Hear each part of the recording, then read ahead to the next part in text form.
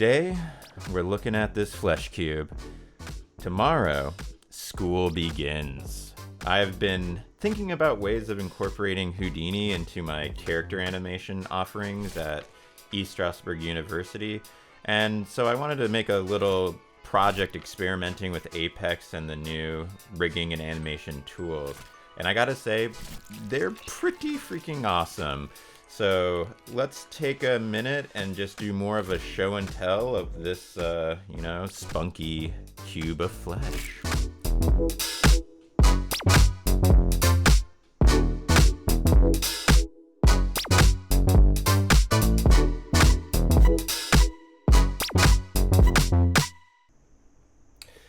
Okay, so I'm not gonna be doing a straight up tutorial here about how to use the Apex system and how to rig and create a character.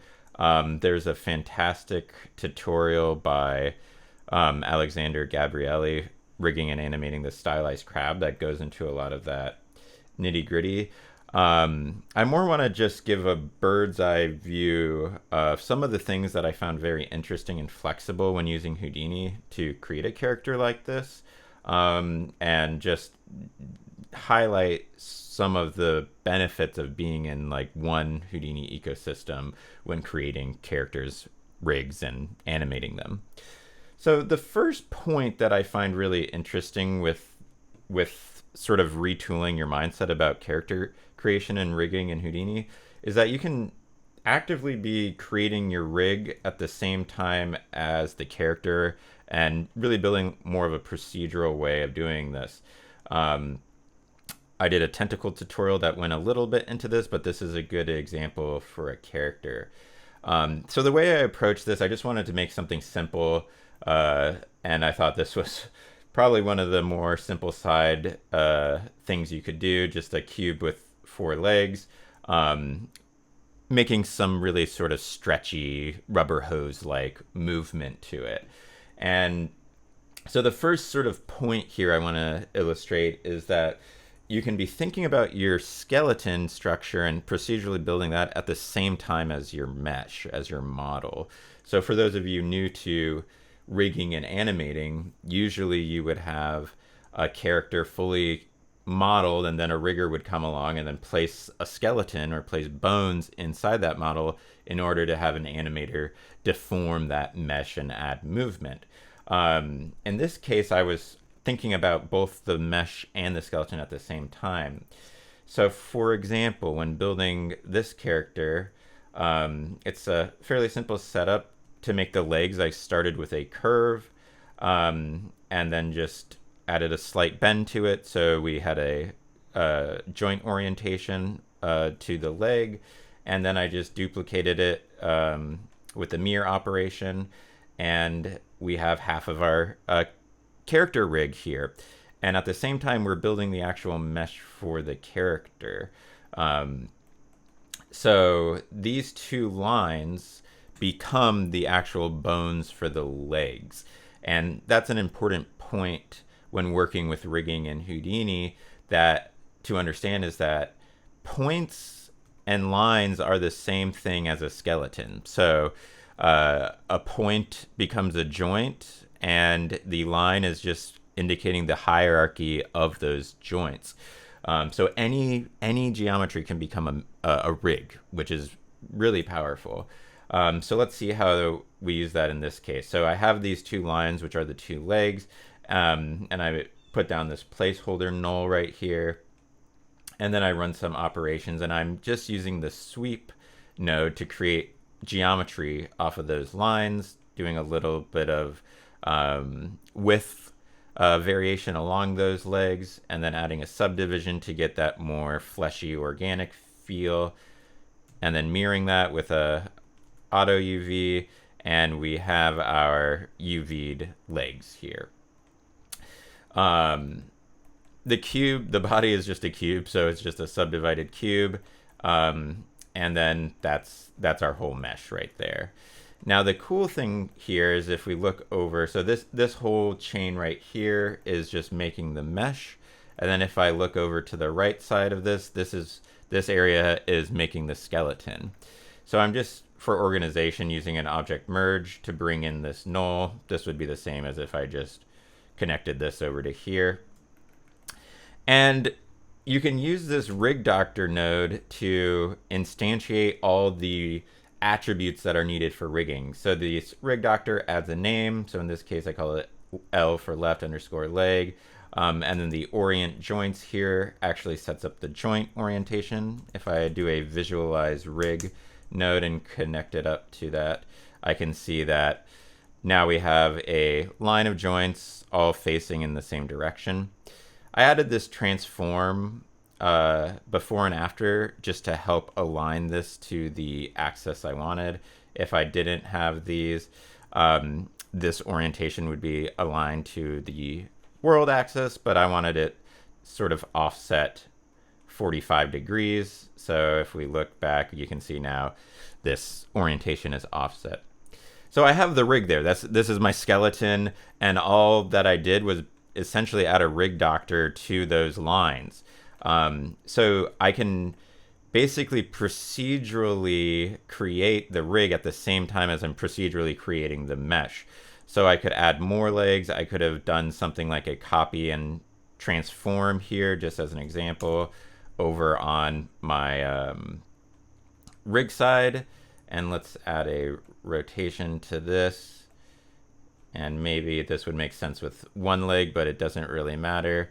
So now I have a bunch of legs here, and I can run that through the rig doctor. I'm going to turn off the skeleton mirror. And now I essentially have all my joints set up for, this would be like a crazy tentacled flesh cube or something like that. So extremely flexible. And so you can sort of switch your mindset depending on your character and approach it from a more procedural way, where you could make lots of meshes with skeletons at the same time. Or you can still approach it from a standard character rigging perspective, like if you were doing something in Maya, put down a skeleton node with your base mesh viewed in the background. Now we have all those legs, and I could still add a skeleton and start placing, you know, actual joint chains like that, just like you would in any other rigging package. So you still have that flexibility. You can approach it more like a standard rig, or you can think about more procedural ways of creating silly little characters or realistic characters. So I'm going to go ahead and delete those crazy legs, and now we're back to the regular four-legged flesh cube as we've all grown to love. Okay, so the next part of the process with any sort of rig is you do the skinning. This is where you actually have the skeleton get sort of linked to the mesh. So when you move the skeleton, it moves the skin.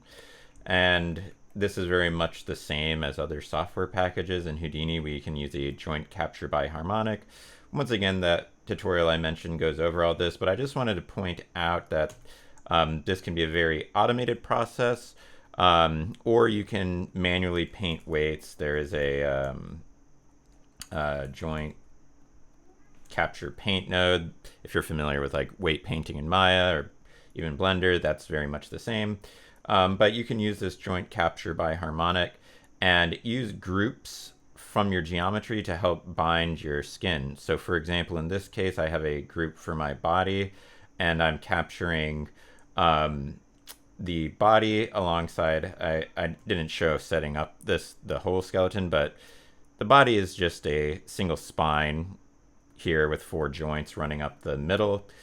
And I'm using just the bottom joint, or sorry, the top joint of the leg to have a little influence on the body. So we can move that joint and have the body move a little bit. So you can set up those groups to help with the skinning process. And then likewise with the legs, I set up a group on the legs over here, the leg geometry, so then only the leg joints affect it. So if you're having some like spillover when you're skinning, you can use those those skin groups to help isolate what joints you want to affect what pieces of your mesh. Just stepping through that quickly, as it's not really that much different than any other software package. And then at this point, you can use a joint to form node and pipe in your geometry, your rest geometry, and your capture pose geometry, and use a rig pose node on your skeleton to just test your deformation. So right now we basically have an FK joint chain, and I can rotate all of these joints here just to see how the skinning is looking. So that's nice. So not really much to mention. They're kind of like an elephant mode there. So skinning very much the same as any other software program. I just wanted to mention the skin groups, at least when I was doing my experiment, came in quite handy. So now moving on to the most sort of, I think, impactful piece of this show and tell is the actual rigging. So now what we have is our mesh with the skin weights painted. So I saved that to disk with a file cache, and we have our skeleton, and I saved that to disk with a file cache. So we have all the components now to actually begin using the Apex rigging tools. So let's look at that.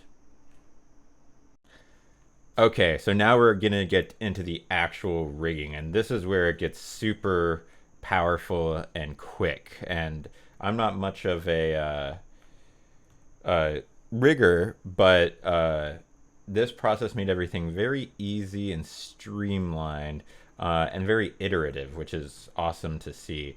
So when you have your mesh and your skeleton, you can pack those up and then throw it into this auto rig builder node, which essentially is a bunch of components that you can use to build your rig. So compared to like other auto rigging tools, it doesn't really matter if it's a biped, a quadruped, a fish, a dragon, whatever. The way this is set up is there's lots of presets, sort of components that you can then drag and drop onto your rig and create complicated rigs very quickly and easily. So just to kind of show how this works, you have your sort of guide on your left and then your actual working template on your right. So now this is already rigged up, and I can move this guy around and just test out the functionality of this rig. So we have these bendy legs and this FK spine, essentially. So simple rig in this case, but very effective, and I think very fun, sort of stylistic look to it. Excuse me. So just to show you how quickly this takes shape, I'm going to just throw down an auto rig builder here. Give that a minute to think.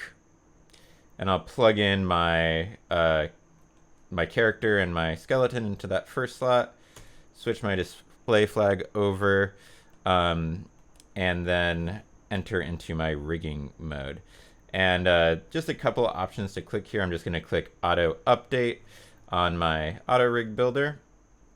And then I'm going to just go into Settings and lower this offset just so the rig is a little closer. So maybe I'll set this to like 0.75. I'll just do 1. And then you can press the shortcuts up here. I'm pretty much spamming N and H most of the time to reload stuff.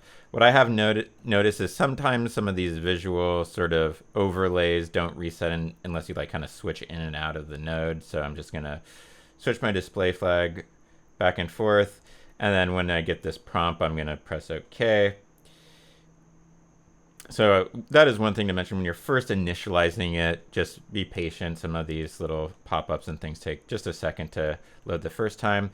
And so now I'm in this rigging phase. So all you really do to rig it is drag and drop these components. So for instance, my root joint, I can just drag my root component there, make sure the name looks good, root, that's fine, click my checkbox. All right, and now I have a root where I can move this around. It gave me 2 levels here. You can click on your left side and customize the settings for that with the gear. So if you wanted like 3 controls for your root joint, I could just click and drag that up 1, and now we have 3. So very quick and flexible. Let's say we want to set up the spline control for the legs. In this case, I just use this multi-IK. I can just drag and drop that onto my top joint. It named it left multi-IK. I would name this something a little more descriptive, but that's fine. I'm going to hit the check mark. And by default, it automatically just did the whole chain.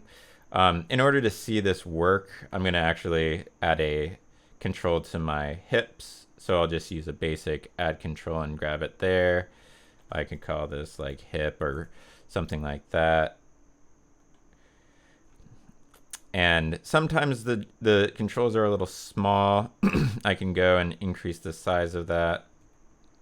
And you can see this little circle here is the root. You can orient these and rotate them after the fact, but now we can actually see when I move my hip, my legs are moving. And so I could just drag my other spline to the other leg here, or sorry, I did multi-IK, and we are basically almost rigged. So you can see these components will make all your controls, set up all the constraints for you. It becomes very quick, and since they're all individual components, it doesn't matter if your character has like 4 or 5 arms or 3 fingers or whatever. You can just use these and customize it for your character. And so for like these legs, I didn't want it to run the whole chain because I wanted almost like an ankle joint and this top one to be stuck. So you can go into the gear, change the segments, and then just realign this. So I can drag that to indicate the joint chain. Click enter, and now you can see we get this little like ankle joint there. You can compare that to the back legs, which are still in the default mode. And it's just very quick and easy. I'm not personally, I don't really enjoy rigging that much, but this was actually a lot of fun just to experiment with all these different presets and build your rig. And if you are a technical artist and very into rigging, this can go much, much deeper. But just for casually setting up a character, I definitely encourage, like, don't be scared of this. I think I was like putting it off for a while to look into this Apex stuff. But it's awesome. And another component of this that makes it really flexible is that it has the procedural node logic of Houdini, so it's very easy to make changes to your mesh and have it just flow into your rig. So let's just do a quick example of that just to get the juices flowing here. So if I go back to my auto rig builder, here we are, and I'll just press N to reset it. Let's say I wanted like my character to have longer legs or something like that. Well, I can do that very easily and have everything just automatically update. So let's jump back up here. And I just separated out sort of my construction of the skeleton in the mesh in another geo node here. So let's go to the legs here. And let's say I want it to be like twice as tall. This will be like a parent cube or a long leg cube. So I'm going to go ahead and just right up in here add another transform node, and I'll just scale this line twice on the Y. So now I have a longer legged mesh here. I'll go ahead and just move my box up to sit right on top of that, and you could set that up to be procedural. You can make it as procedural or manual as you want, but I'll sort of align it right up to the top of those legs. And since this is set up in a procedural way, the skeleton is automatically updated. All that is good. I'm caching this out. I'll just make a new version of the skeleton and save it to disk. Just underscore v2. And let's just double check our skinning is still working. I'll reset this rig pose. It looks to me like since we have such longer legs, I'm getting a not as smooth of a fall off with my joints. You see we have like these sort of more defined creases. So maybe I just want to smooth my skinning before going into the rigging. So I can just click and add a smooth node right here. And instead of smoothing P for position, I'll just smooth the bone capture, which is your skinning weights. And I can up the strength of that. And you can see now we have a much smoother fall off. So before, after, before, after. Okay, so that's all looking good. I'll just plug that back into my main chain there and cache out my mesh here. So I'll just make sure to version it up. I don't want to overwrite my perfectly sized flesh cube. Save to disk. And then I will jump back into my apex rigging area, and I'll just bring in my new mesh and my new skeleton. And now if I go to the auto rig builder, I'll just click this little man for animating, and let's just see what happens. Takes a second to think. And now I should have a, there we go, working rig with everything updated with my new character legs. So this was really awesome and flexible compared to other software packages where you might need your mesh a little more locked down, and then it's harder to make such a grand change and have everything just update. So that's very much awesome, and I'm still dipping my toes into all of this, but that is one aspect of this whole system and Houdini in general that I really liked, where I multiple times was going back into the mesh and skeleton, changing things, and everything is just propagating through your stream and updating automatically, which is amazing. All right, let's move on. Okay, so then after that, you're ready to animate, and I won't dwell too much on that, but just to show you, it's very much like any other software. I can basically have one difference. I add this Apex Scene Add Character node, which you can bring in multiple characters into one shot, and then you can use Apex Scene Animate nodes to test out different animations. This was unfinished. I was working on sort of a walk cycle for this little cube guy. Didn't finish that. This is like a day of experimentation just to give everyone like a time frame. It's like very fast and fun. I decided to do more of a jumping animation, so I just laid down another scene animate, and you can see I'm really trying to stretch and break and play with the rig here. So I was just gonna do one single animation, and then I was having so much fun. I'm like, oh, what if I did a landing animation and have him sort of bounce back into frame? And then I'm like, oh, what if I do like a little dance animation and have him dancing? So that was just to show you, like, I was enjoying it so much I kept going, which is always good to feel that way. So when you're animating, just very much the same as any other package. You can go into your little animate mode, and you have your rig, you have your controls, you set your keyframes. Nothing too different. If you're an animator and you're just given a Houdini rig, it's gonna feel just the same, right? The nice part about being in Houdini with the animation is that you can then just do all that post-processing and simulation and fun stuff at the same time. Like, you can update your animation and then see how it affects your simulation. A lot of this stuff can be built into your Apex rig. For example, I kept playing around with the wrinkle solver to give a little more deformation to the mesh as it was animating, and so that's nice. You can kind of see your wrinkles and change your key poses and work on changing all of that at the same moment, which is cool. For the part where the character actually kind of slams into the ground here, I had done the animation, and then I thought, oh, it might be fun just to try a whole Vellum simulation of it sort of crash landing, and I was able to do that. I could just take that animation, throw it into that Vellum simulation, and just keyframe when it starts and stops. So here we have the disgusting deformed cube. And then I just animate the constraints on and off, so then it bounces right back into the animated form. And I did do a little blend shape with these, so I could kind of blend between a simulation back into the normal unsimulated flesh cube. So you're in Houdini world. So it's very nice because you're animating, rigging, doing everything in one context, and then you can play around with simulation and all this stuff at the same time. And the sky's the limit, right? You're only there's nothing you can't do, which is always a good feeling.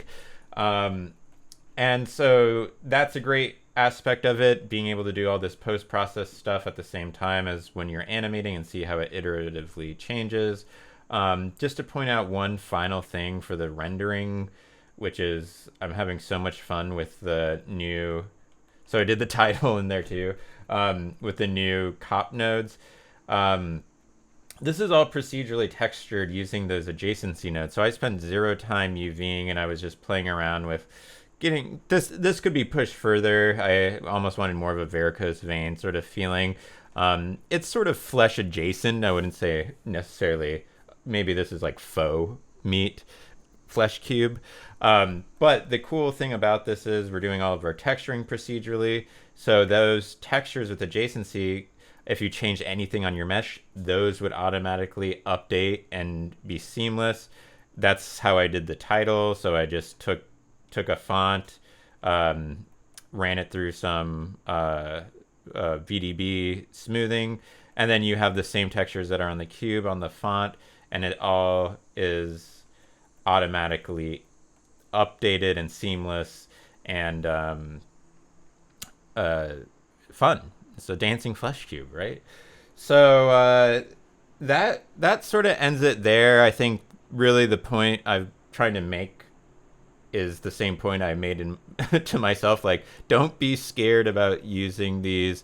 Houdini isn't always associated with rigging and animating, but it is by far the most pleasant experience I've ever had doing those things. And character art and character animation isn't what I reach for in my day-to-day life to have a sense of happiness, but it definitely was fulfilled through doing this little demonstration. So there's my sort of stamp of approval for this. I had a lot of fun.